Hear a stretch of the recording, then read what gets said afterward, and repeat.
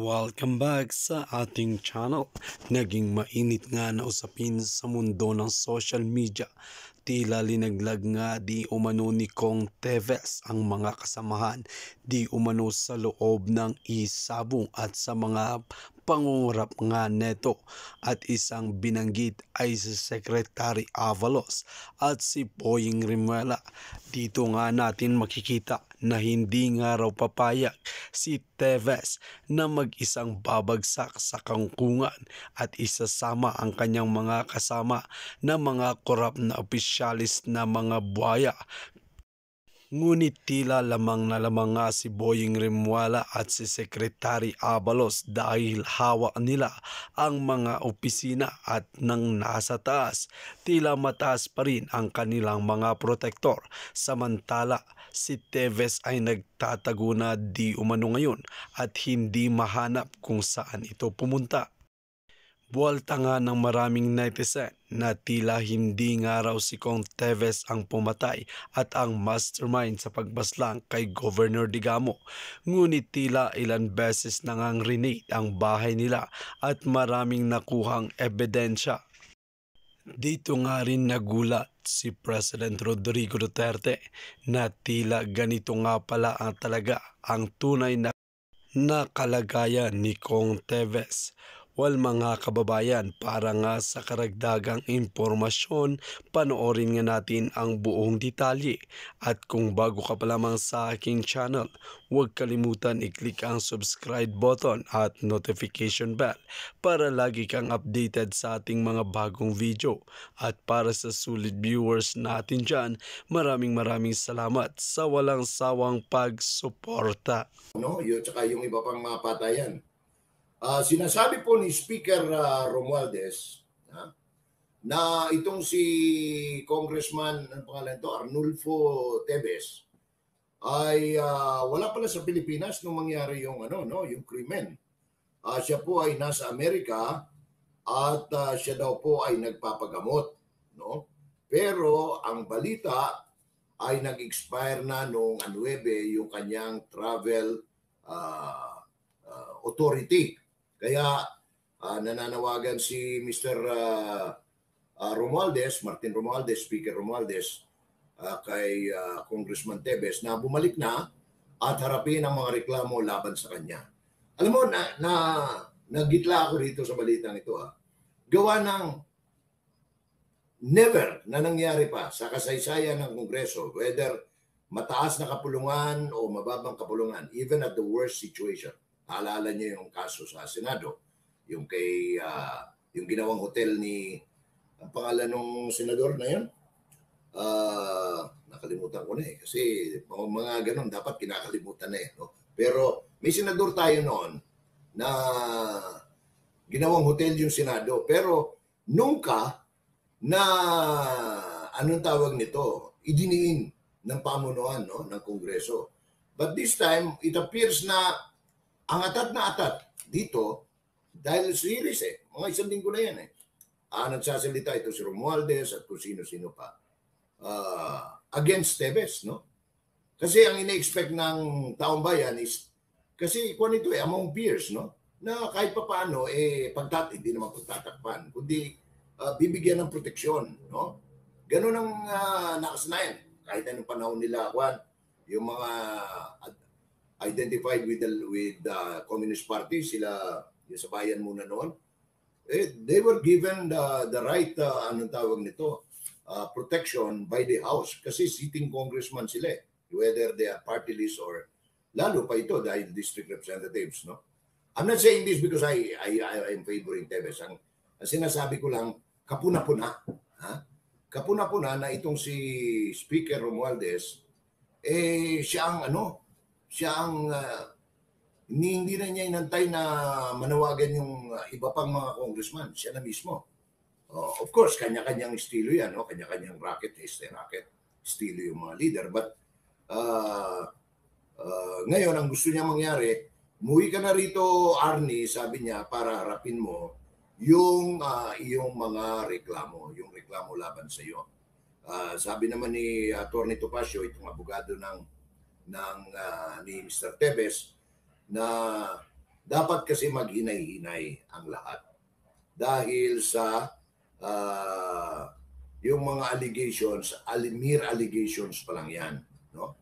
Ni wala pa tayong ni wala pang preliminary, wala pang formal case or complaint that were lodged before the proper forum. No? Katunayan, isa sa mga inireklamo ni Atty. Topacio dahil nagsagawa po ng raid, no?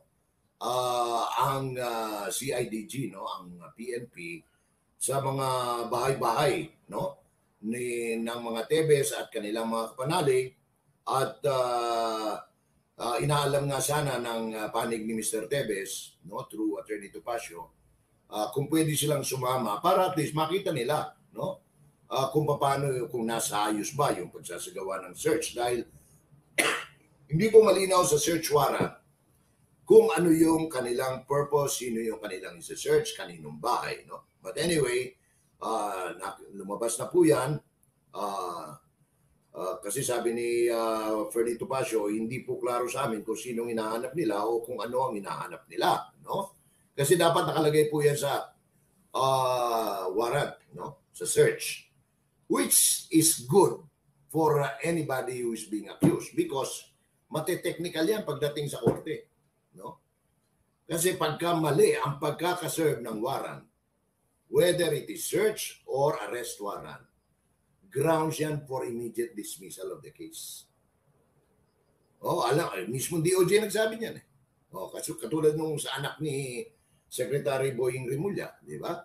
Wala sa hulog yung pagkakaserve ng warrant, that is why na technical na dismiss yung kaso. Kasi yun ho ang sa demokrasya, no? However crazy as it may seem, but that is the procedure. That is why kung ako kay Topacio, huwag na siya mag-complain. At doon na lang niya tirahin pagdating sa korte, no? Anyways, so nakakuha daw ng mga armas, nakita niyo naman, no, yung mga armas na sinasabi. At ngayon, ako naintindihan ko kung bakit kung totoong nagpagamot, no? Siyempre, ano yan? Humanitarian consideration. Ngayon, kung ito na may this is a legal strategy para mahadukay muna ng gusto yung kung ano ba yung kasong yan para makapaghanda yung akusado, no? O yung kino-complaint. Dahil hindi pa ho akusado ito complaint pa lang, no? You will only call him accused kung ito ay natapos na sa preliminary investigation at naisampa na sa korte. Wala pa hong naisasampang kaso sa korte. Katunayan, ang mga nadrinig natin ay binabanggit lang ng mga nahuli na mga suspected killers yung pangalang Tevez. It's not even Arnie Tevez, no? Kaya dapat tingnan natin sa tamang konteksto yung balita. Kasi ang nangyayari nga ho kasi, ito, walang halong kantsaw sa mainstream media. Pag pinapakinggan ko kayo, parang naninindig ang balahibo ko. You have to be responsible, no, when you are doing your report. You have to differentiate between a complaint, a case, no? Yung mga ganon. Kasi hindi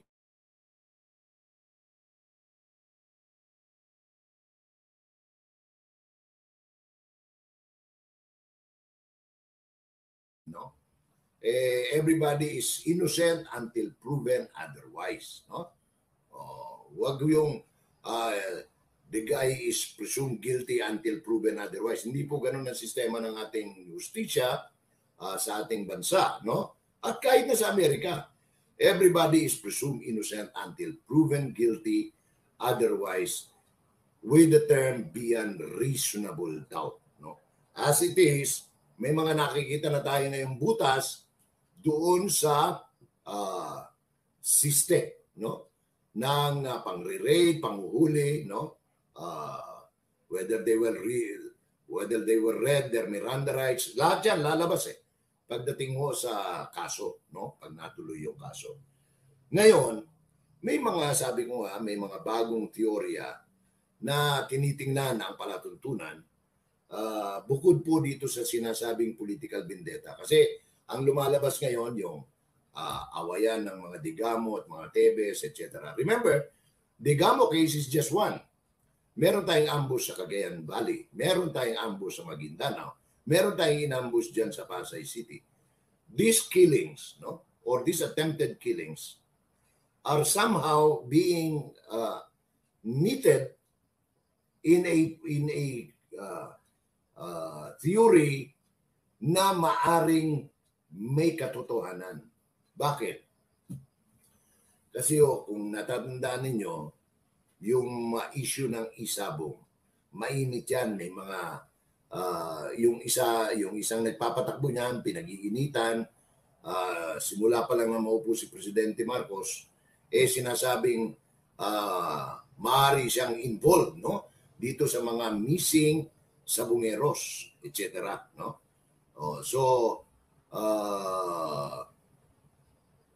Tapos merong isa na tatlo kasing grupo yan, no? Tatlong grupo yan. Merong isa, sabi nila, kino-corner. Merong isa, ex-grupo ng mga dating general. Yes, dating general. Ngayon yata yung isa, parang undersecretary pa no? So, yung isa, sinasabi nila, hawak nitong ini-involve nila sa Negros, yung Tebes. So, yan, hindi pa natin masyadong pinag-uusapan kasi inaalam natin ang buong detalye. Ngayon, kung may katotohanan yan, lalabas at lalabas yan. No? Lalabas at lalabas. I'm sure in the next few days, we will have plenty of stories that may be unearthed, no? Dyan sa issue ng mga patayan, no? At issue ng isabong, illegal gambling. Parang sana, hindi natin alam kung alin ang magiging totoo o totohanan, no? Tingnan na lang natin. Ang importante, may patutunguhan yung mga complaint at mga kaso. Huwag naman na sana na mawisi-wasi lang yan. Alright, balik tayo sa Malacanang. Ang sabi ng Malacanang, meron ng mga bagong inirang ang Pangulo na makakatuwang niya sa pamamalakad ng gobyerno. Kabilang po rito yung dating Undersecretary ng DILG na si Jonathan Malaya. Siya po ay pinangalanan bilang Assistant Director General ng National Security Council. No?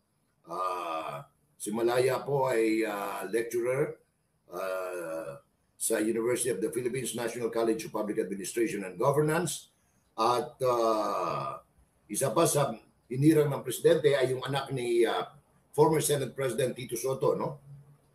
Si Jorela Maria Soto Antonio bilang chairman ng Movie, Television Review and Classification Board, at si Genevieve Velicaria Guevara, kapatid ni Secretary Cheloy, no, Garafil, bilang Assistant Secretary ng Agriculture Department. Naku, narinig ko na naman yung Agriculture Department.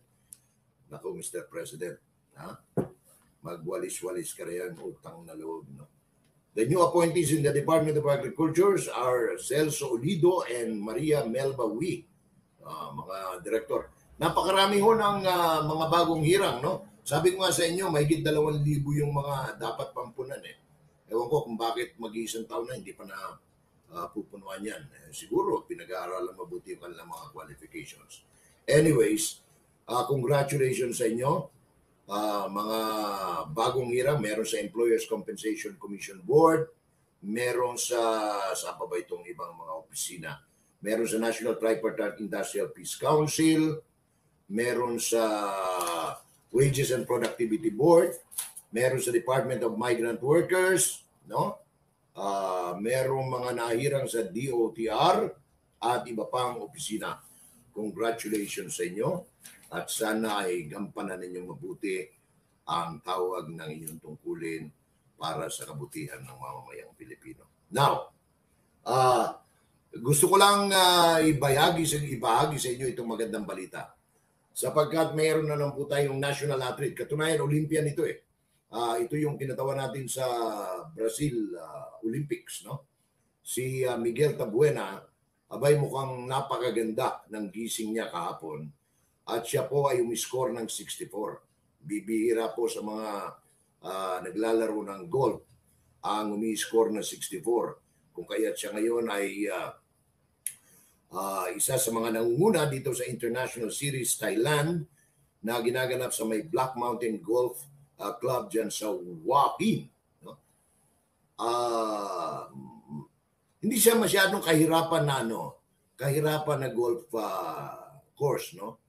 Pero may mga sikreto yang lalo na sa hole number 12 yata yun, no? Number 11, no? Nung maglaro kami diyan. Para kasi may bundok doon sa dulo eh. Yung Black Mountain na kung tawagin nila. Parang yung bola mo, ang ganda ng lipat, tapos biglang nahuhulog, no? So, anyways, congratulations dito kay Miguel Tabuena ng Pilipinas, no? And hopefully ay magwagi siya dahil malaki po ang premyo rito, $2 million, no? Yan ang championship money involved, no? So, we wish solid start, no? For Miguel Tabuena. Marami siyang kalaban dyan, mga world class din, no? Hindi naman ho bago yan dahil noong several years ago, a few years ago, to be exact, nagkampiyon na ho ito sa isang international na patimpalak na ginanap dyan sa Indonesia, no? Kaya siya po ay nag-qualify. Allergic ang Pyongyang sa mga ganyan, ano? Dahil nga nakita lang, may B-52 bomber, may kung ano-ano. Siguro nagkaroon ng show of force, no? Parang gusto ipakita ni Kim Jong-un na, teka muna, mag-i-exercise kayo, delikado kami. Kailangan malaman ninyo na handa kami, no?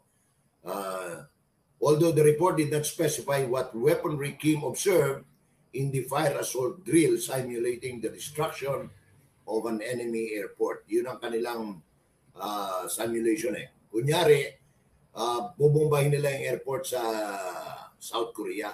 Ganito mangyayari. Kaya nag-drill din sila. So, ako'y kinakabahan sa mga ganyan kasi napakalapit po ng Korea sa atin, no? At may history tayo diyan eh. Bagamat meron tayong ugnayan sa dalawang Korea, no? Wala naman tayong kinakalaban sa mga yan. Pero alam naman natin kung pagbabasihan ng kasaysayan, ang Pilipinas ang may malaking kontribusyon sa paglaya ng South Korea nung magkaroon po ng Korean Peninsula War. Diyan talaga Pilipinas nagpadala ng eroplano para kung pandigma. Wala pa ang Korea noon. Kaya nung pong dumalaw kami diyan sa Korea, kasama ko sila Jerry Baha, no? Tsaka iba pang mga kasama natin mamamahayag, no? Pag nakakita yung mga matatandang South Korean sa amin na tapos alam na Pilipino, naiiyak sila. At sabi namin, ba't kayo naiiyak? Kung wala kayo, mga Pilipino, wala kami. No? Ganon ang pagtingin nila ng utang na loob sa Pilipinas. Kaya ganon naman ang, ewan ko, baka sabihin nyo, ako lang nababahala. No? Mabuti na yung nababahala kaysa mamaya bigla na lang dito pala isa riyan dyan dito mag-landing. No? Ngayon, maliban po riyan, doon naman sa giyera ng Russia at Ukraine, abay, mukhang tinutuhanan. No? If you remember, a couple of days ago, si Prime Minister Medvedev, no? Yung dating presidente ng Russia, nag-warning na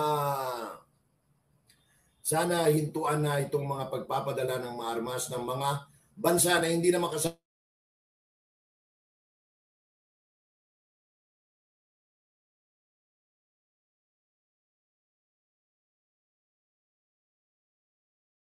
kami depensahan ng aming bansa, sabi niya, including the possible release of nuclear missiles.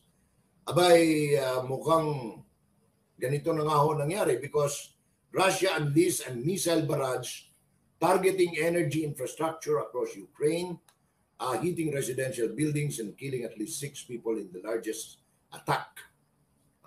Malapit na ho ito sa capital town ng Kiev, no? At Talagang pag nakita nyo mga, tsaka pinanood ko yung video, mga sirena talagang, kasi parang literally pinaulanan ng missile ng Russia yung Ukraine. No? Ngayon, kaya tayo kinakabahan dyan sapagkat alam naman natin na malaki ang epekto nito sa pambansang kabuhayan ng bansa. Whether we like it or not, we will be affected directly or indirectly by the Ukraine war. Tumataas ang presyo ng gasolina, tumataas ang presyo ng crudo, yung ibang mga, meron tayong mga ini-export na produkto sa Russia, meron tayong pakikipag-ugnayan dyan sa Ukraine. All of these things, it will sum up to the general impact, no, sa maaring mangyari dahil po dyan sa gerang nagaganap sa pagitan ng Russia at ng Ukraine. No? Nabanggit ko na sa inyo ang aking pagkabahala. Ngayon, yung iba na, masyado ka naman OAJ, bahala kayo. Basta ako, at least nabanggit ko. No? Now, if I am proven wrong, fine, mas mabuti. No? But if I'm proven right, at least I have forewarned you. This program ay nakapag-warning na sa maaaring impact nitong nangyayari ito. Now, iwanan natin yan sapagkat tapos na ang laban.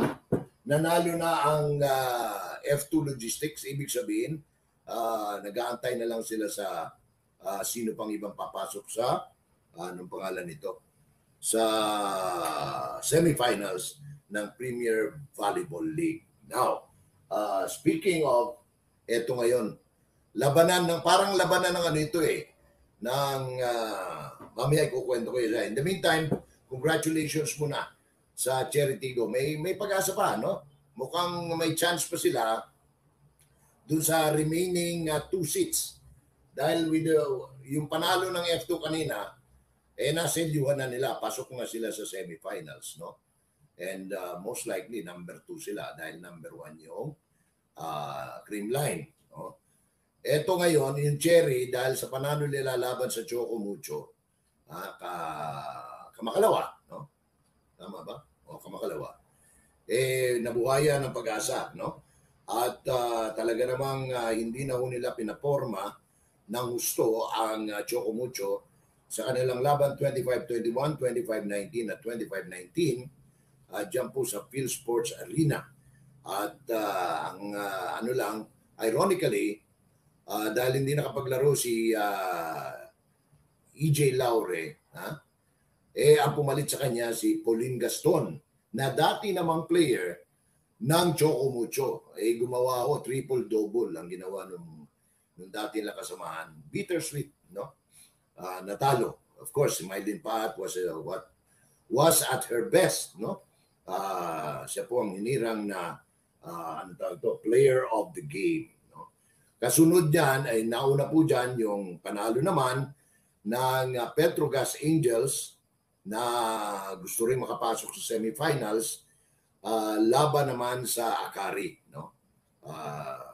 Mabuti naka-score pa ng isang panalo, isang set na panalo yung Akari, but the games went on 25-15, 25-19, 22-25 at 25-16. So ngayon ho, ang naglalaban ngayon, yung isa sa mga contender para sa semifinals, yung PLDT High-Speed Hitters, ang kalaban nila, sister team nila na, hindi ako nagkakamali, Signal HD, no? Spikers. Sasabihin ng iba, hindi kaya lulutuin yan. Alam nyo, kung pagbabasihan natin yung mga laban, katulad ng laban ng sister team ng Revisco, Choco Mucho, at Creamline, walang kapakapatid Talagang bardagulan ng bardagulan ganun din ito. Tandaan ninyo, ang Signal, ang siyang dahilan kung bakit hindi nakapasok sa Reinforced Conference Semifinals ang PLDT. So, ngayon, kung ako naman ang may-ari ng ito, akin lang ito Kung ako may-ari ng Mega Pacific, yung may-ari ng PLDT tsaka Signal, dahil wala naman chance na ang Signal, tapos pag nanalo kasi itong PLDT, masisimento yung kanilang hold doon sa semifinals. But let's see how it will end, no? Dahil magsisimula pa lang ang laban nila. In the meantime, Gusto ko lang ibalita sa inyo na yung ating kaisa-isang pambato sa daigdig ng tennis na si Alexandra Iyala ay hindi po nakausad sa kanyang singles event, no? Diyan sa kanyang patuloy na pagsisikap na makaangat sa daigdig ng professional tennis. But yung sa doubles, ito talagang magaling sa doubles ng batang ito eh. Pasok na ho sila sa semifinals. Kasama yung kanyang partner na European, no? Lithuanian, yung kanyang partner. So, congratulations to them. Wala, mani-mani ang ginawa nila eh. Nung pinatawag nila yung kupunan ng galing ng United Kingdom, Great Britain, no? 6-2, 6-2. At sila ngayon ay naghahanda para sa kanilang laban. Ang kalaban nila yung top seed na sina Alicia Barnett at Olivia Nicolis of Great Britain sa semifinals, and then pag lumusod sila, siyempre papunta na sila sa championship. Ang laro po ay ginaganap sa Slovakia, in one of the Slavic countries, at we wish them good luck. No? We wish our national treasure sa tennis na si Alexandra Iyala ng good luck. Now, dumako na tayo sa ating pangkalatang ugnayan laban sa opinyon. Noong isang araw ay, sabi ko nga sa inyo, mukhang nagdedelikado ang maraming lugar sa ating bansa dahil po rito sa paglubog ng barkong, ano ba pangalan ng barkong yon? Let me check. Princess Empress na may kargang 800,000. Well, mga kababayan, dito nga nagtatapos ang ating talakayan. Buwalta ng maraming netizen kay Boying Remuela ay kay Secretary Avalos na dapat imbestigahin rin sila dahil liniglag di umano ni Kong Teves ang kanilang pangalan. Well, ano ang inyong mga opinion? Just comment below sa ating comment section at ating pag-uusapan.